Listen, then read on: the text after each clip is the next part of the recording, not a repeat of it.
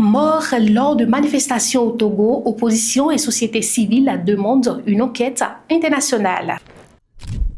7 personnes sont mortes la semaine dernière à Lomé lors de manifestations contre le pouvoir de Fort Yacine-B. Les autorités ont dénoncé des tentatives de récupération malheureuses et évoqué des morts pas noyade. Des organisations de la société civile togolaise et des partis de l'opposition ont demandé lundi 30 juin une enquête internationale sur les circonstances de la mort de 7 personnes lors des manifestations contre le pouvoir à Lomé la semaine dernière. Dimanche, le Front citoyen Togo debout a affirmé que 7 corps avaient été repêchés dans des cours d'eau de la capitale, dénonçant des exactions commises par des éléments des forces de l'ordre et des miliciens en marge des manifestations. Les autorités ne se sont pas prononcées sur le nombre de corps repêchés, mais ont dénoncé des tentatives de récupération malheureuses et évoqué des morts pas noyades. Lundi, le collectif Touche pas à ma constitution, qui regroupe partis d'opposition et mouvements de la société civile, a réclamé une enquête internationale sur les crimes commis durant ces 3 jours de répression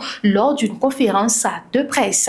Je cite: à chaque fois qu'il y a de la répression et qu'il y a des morts et des blessés graves, le régime lance des enquêtes. Mais nous n'avons jamais les résultats de ces enquêtes. On ne sait jamais qui est responsable et on ne sait jamais les circonstances des décès. Fin de citation, a déclaré à l'agence France Presse AFP Nathaniel Olympio, porte-parole du collectif.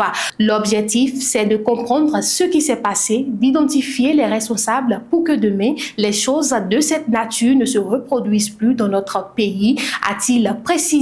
La conférence des évêques du Togo, pays où un quart de la population est catholique, a condamné vigoureusement ces violences inacceptables et insoutenables, quelles qu'en soient leurs origines, leurs auteurs ou leurs justifications. Un usage aussi disproportionné de la force pour réprimer une manifestation, fût-elle illégale, est simplement inadmissible, ajoute-t-il.